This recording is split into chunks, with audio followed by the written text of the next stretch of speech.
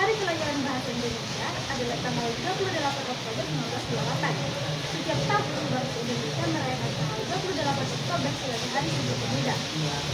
Dalam butir Sumpah Pemuda tersebut ada penjelasan Bahasa Indonesia sebagai bahasa persatuan. Butir ketiga, semenjak 28 Oktober 1928, Bahasa Indonesia ditetapkan menjadi bahasa nasional. Tentu saja kesepakatan bersama itu baru menetapkannya secara musyawarah, belum menjadi peraturan atau dimasukkan ke dalam Undang-Undang Negara Republik Indonesia. Wajar saja sebelum 1945 bangsa Indonesia masih dalam proses perjuangan kemerdekaan. Indonesia masih berperang melawan penjajahan Belanda dan Jepang pada periode 1928 sampai 1945. Selanjutnya saya akan membahas asal bahasa Indonesia itu dari bahasa apa sih? Pada tahun 1954, asal bahasa Indonesia dinyatakan berasal dari bahasa Melayu. Pernyataan ini dikeluarkan dalam Kongres Bahasa Indonesia II yang dilaksanakan di Kota Medan dan Sumatera Utara. Para peserta kongres mengeluarkan keputusan kalau bahasa Melayu adalah asal atau orang tua dari bahasa Indonesia. Kenapa memilih bahasa Melayu?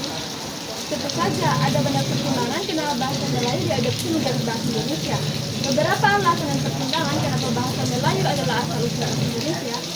Yang pertama, bahasa Melayu adalah bahasa penghubung di sebagian besar wilayah Asia Tenggara pada saat itu, termasuk penyebarannya di wilayah Indonesia dari Sabang sampai Merauke.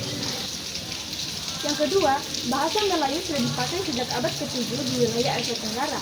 Jauh sebelum bangsa Belanda menjajah Indonesia, dibuktikan dengan beberapa prasasti yang ditemukan di Palembang, Jambi, Bangka Barat, dan Gadasuli yang menggunakan huruf Pranagari yang bahasanya adalah bahasa Melayu kuno. Yang ketiga, bahasa Melayu adalah bahasa yang dipakai melakukan transaksi jual beli atau bahasa perdagangan yang menyebabkan bahasa ini menjadi penyebar di kalangan masyarakat. Sama seperti halnya bahasa Inggris di era sekarang yang dipakai dalam transaksi internasional.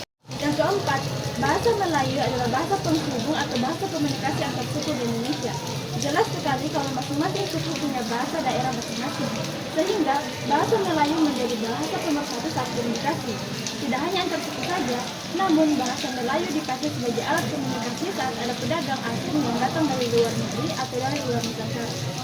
Bahasa Melayu tidak mengenal tingkat turunan, sehingga hal ini menjadikan bahasa Melayu diterima oleh suku-suku, para pedagang, bangsa, dan kerajaan yang ada di Nusantara.